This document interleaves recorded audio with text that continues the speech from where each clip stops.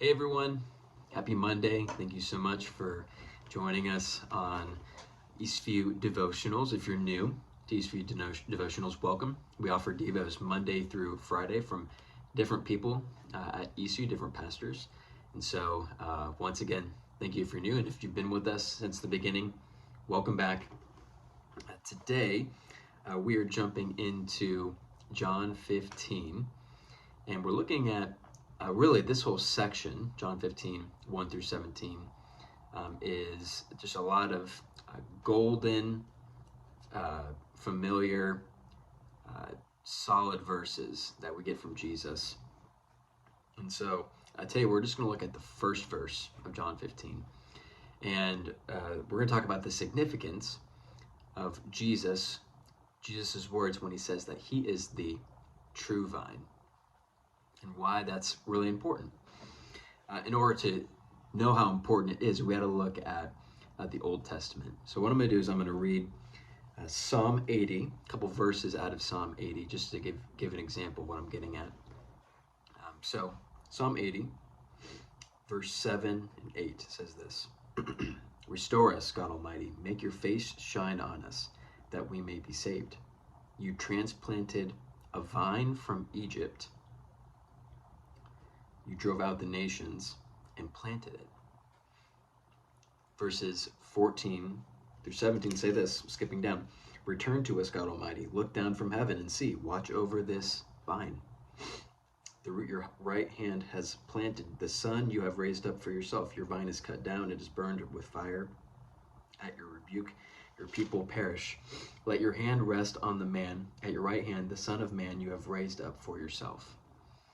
There are various verses throughout the Old Testament that refer to Israel as the vine.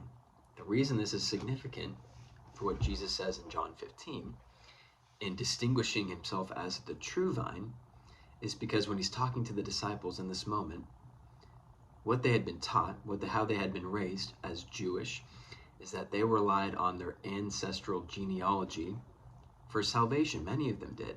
They're sons of Abraham. They are the chosen people.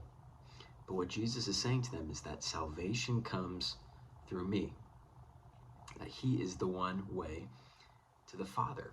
And he's going to demonstrate that when he goes to the cross hours later after John 15, and then gets raised back to life and conquers death and confirms this, the ability for us to now have a relationship with the Father through Jesus.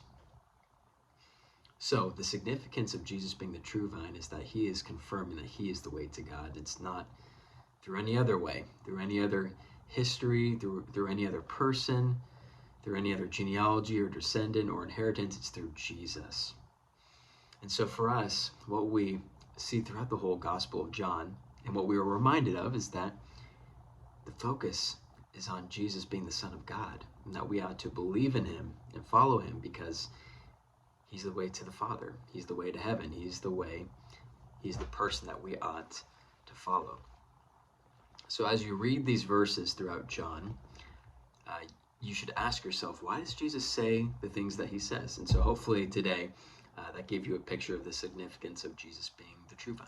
So thank you so much for joining us for another Devo. As you start your Monday and as you go throughout your week, would you lean into Jesus? This chapter of verses within John 15 is special. It's formational spiritually. And so there's an opportunity to lean into Jesus this week. I'll see you Thursday. And thanks for joining us. Have a good day.